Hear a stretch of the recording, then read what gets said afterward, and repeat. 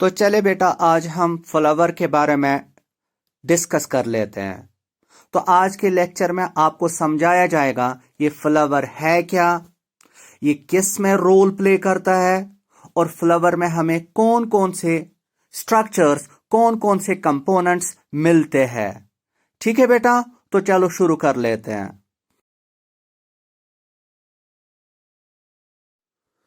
तो बेटा, आपको पता है कि प्लांट्स में सेक्सुअल रिप्रोडक्शन कैसे होती है। ठीक, तो sexual reproduction in plants discuss करने से पहले हमें मालूम होना चाहिए कि प्लांट में कौन कौन से पार्ट्स हैं। क्या आप मुझे बता सकते हैं कि प्लांट में कौन कौन से पार्ट्स प्रेजेंट होते हैं जो आपने लोअर क्लासेस में पढ़ा होगा। ठीक है, शाबाश, सभी ट्राई कीजिए, बताइए प्लांट में कौन कौन सा पार्ट है। तो आज के बाद सभी बच्चे याद रखो, प्लांट्स में हमें दो तरह के पार्ट्स मिलते हैं। वेजिटेटिव पार्ट्स जिसमें रूट्स आते हैं, स्टेम आता है और लीव्स आता है। तो रूट प्लांट को फिक्सेशन में हेल्प करता है, स्टेम ट्रांसपोर्टेशन में हेल्प करता है और लीव्स फोटोसिंथेसिस में हेल्प करता है। तो इसके अलावा हमें रिप्रोडक्टिव पार्ट भी प्लांट में मिलता है जिसको हम फ्लावर कहते हैं। और ये फ्लावर ही है जो प्लांट को सेक्सुअल रिप्रोडक्शन में हेल्प करता है। तो आज के बाद अगर आपको कोई कहेगा कि व्हाट इज अ फ्लावर, तो आप कहेंगे it is the reproductive structure, it is the reproductive part जो प्लांट को सेक्सुअल रिप्रोडक्शन में हेल्प करता है। तो आगे जाके आप हायर क्लासेस में पढ़ेंगे कि flower is actually a modified shoot. तो बेटा, जो ये फ्लावर अब होता है, इसमें आपको मेल सेक्स ऑर्गन जिसको हम स्टेमन का नाम देते हैं,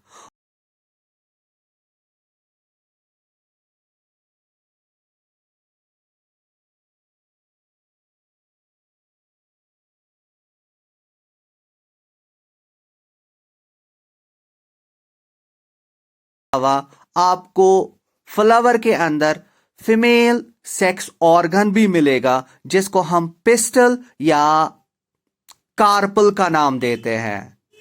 ठीक है बेटा, तो टिपिकल बाइसेक्सुअल फ्लावर अगर आप एनालाइज करेंगे तो उसमें आपको मेल सेक्स ऑर्गन स्टेमन भी मिलेगा और उसमें आपको फीमेल सेक्स ऑर्गन जिसको हम पिस्टल या कार्पल का नाम देते हैं। और ऐसा फ्लावर जिसमें male as well as female sex organs present हो गए, तो that is called as a bisexual flower.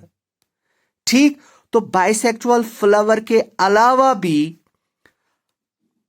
हमें प्लांट्स में एक और टाइप के फ्लावर्स मिलते हैं। क्या आप मुझे बता सकते हैं उनका नाम, उन फ्लावर्स का नाम? शाबाश शाबाश, ट्राई कीजिए, लोअर क्लास में तो पढ़ा होगा। शाबाश।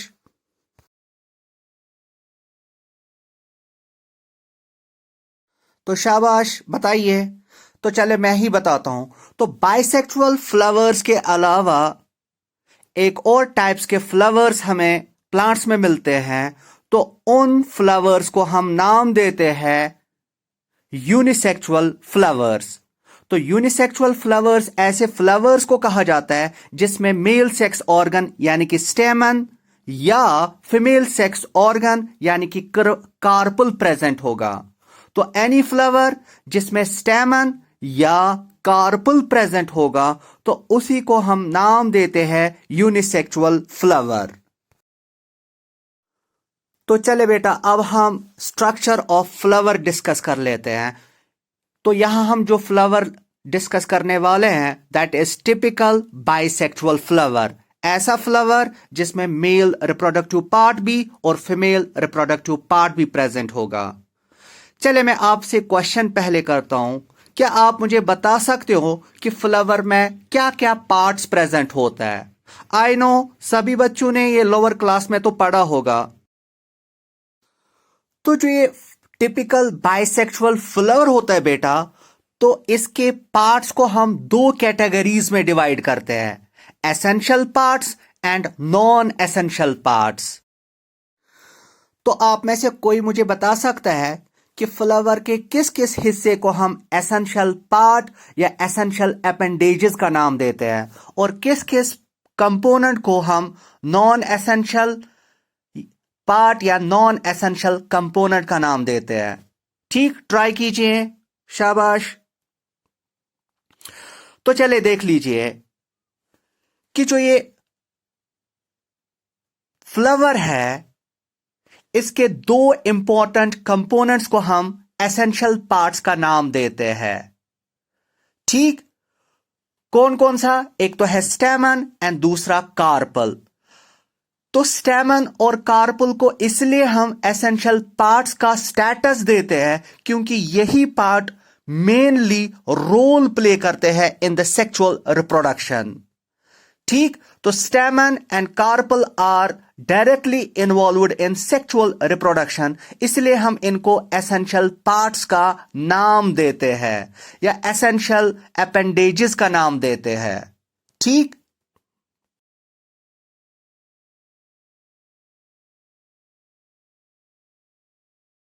चले अब हम नॉन एसेंशियल पार्ट्स की बात करते हैं। तो आप मुझे अब बता सकते हैं कि नॉन एसेंशियल पार्ट्स या नॉन एसेंशियल कंपोनेंट्स या नॉन एसेंशियल अपेंडेजेस किन को अब कहा जाएगा, किन को हम कह सकते हैं? शाबाश, ट्राई कीजिए। Stamen and carpel essential parts कहलाते हैं।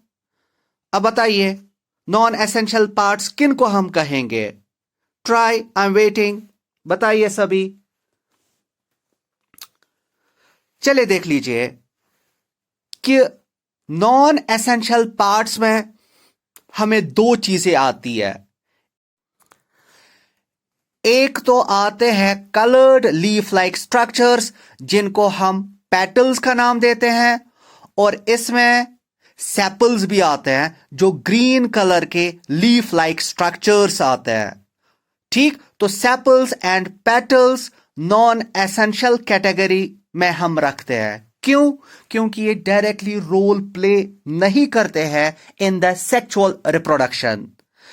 पेटल्स का काम है पॉलिनेटर्स को अट्रैक्ट करना और सेपल्स का काम है फ्लावर को बड स्टेज में प्रोटेक्शन देना।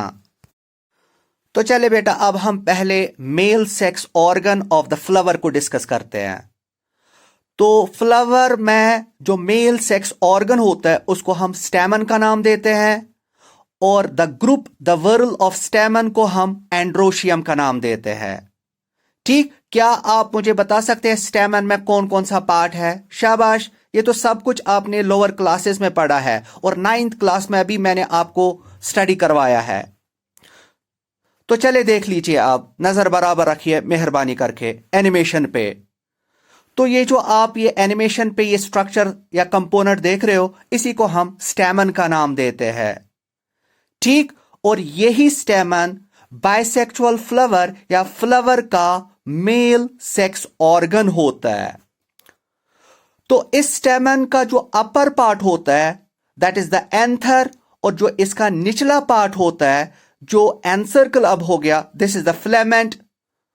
तो कुल मिला के स्टेमन में दो कंपोनेंट्स हमें मिलते हैं। ऊपर वाला एंथर जो नॉब लाइक होता है और इसका जो निचला वाला स्टाक होता है उसको हम फिलामेंट का नाम देते हैं। ठीक, और स्टेमन के ग्रुप या स्टेमन के वर्ल को हम एंड्रोशियम का नाम देते हैं। तो जो ये बेटा एंथर अब होता है इट इज बाइलोब्ड, इसमें दो लोब्स होते हैं, लेकिन इंटरनली आप देख रहे हो एनिमेशन में इसमें आपको चार कंपार्टमेंट्स मिल रहे हैं।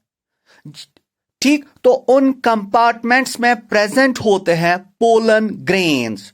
तो सभी बच्चे याद रखिए कि जो ये एंथर है इट इज बाइलोब्ड और इंटरनली हमें इसमें 4 कंपार्टमेंट्स मिलते हैं।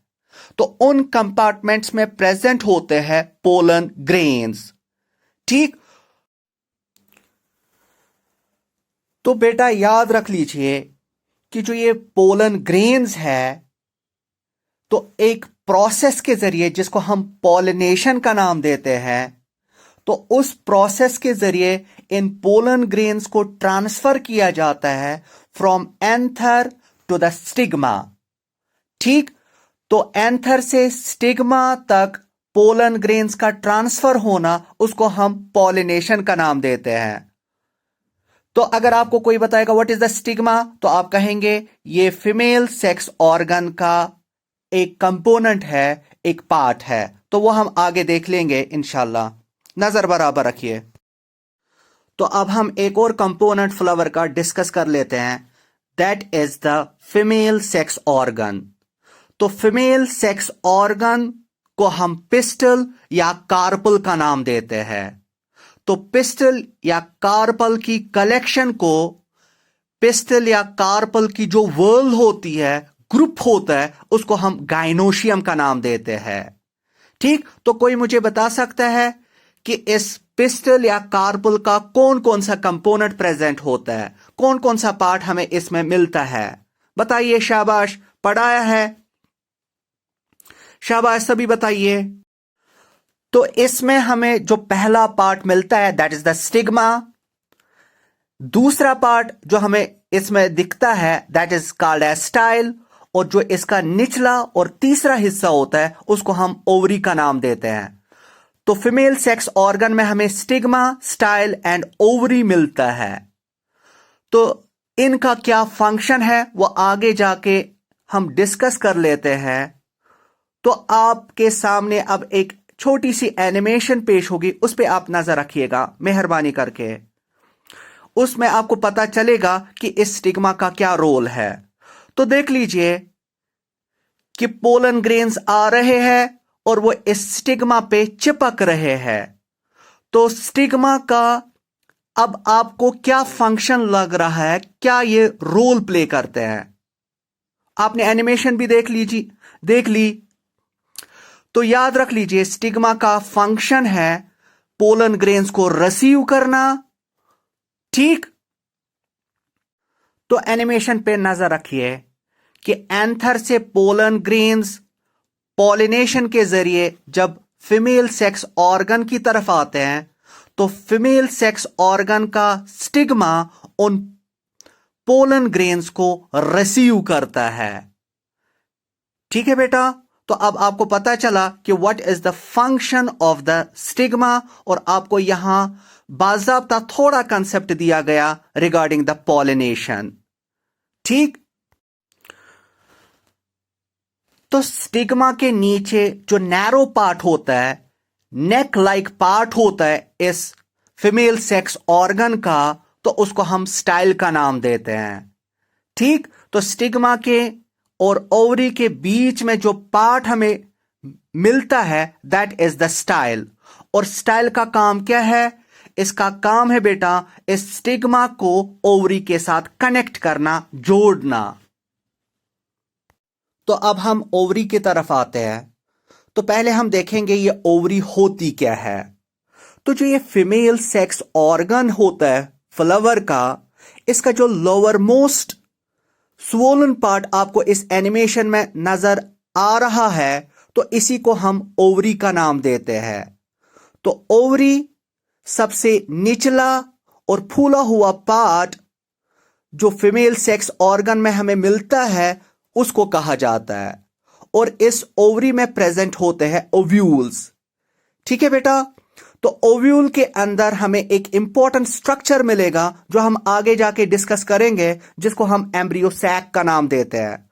उस एम्ब्रियो सैक में एग सेल होती है जो फर्टिलाइजेशन के बाद एम्ब्रियो में चेंज होता है। तो ओव्यूल के अंदर एम्ब्रियो सैक होता है, उसमें प्रेजेंट होता है एग सेल। तो फर्टिलाइजेशन के बाद वो एग और मेल गमीट फ्यूज होके एम्ब्रियो को प्रोड्यूस करती है। तो फर्टिलाइजेशन के बाद जो ये ओव्यूल है ये खुद ट्रांसफॉर्म होता है इनटू द सीड, और जो ये ओवरी है ये ट्रांसफॉर्म होती है इनटू द फ्रूट। तो ये बातें याद रख लीजिएगा मेहरबानी करके, और साथ साथ आप एनिमेशन पे भी नजर रखिएगा।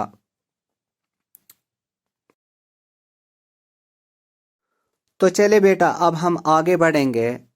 अब हम एक और पड़ाव की तरफ तवज्जो करेंगे, एक और पड़ाव को डिस्कस करेंगे, जिसमें हम नॉन एसेंशियल कंपोनेंट्स के बारे में पढ़ेंगे। तो आपके सामने एनिमेशन आएगी, उस पर नजर रखिए। तो आप ये जो कलर्ड लीफ लाइक स्ट्रक्चर्स देख रहे हो, इनको हम पेटल्स का नाम देते हैं। ठीक,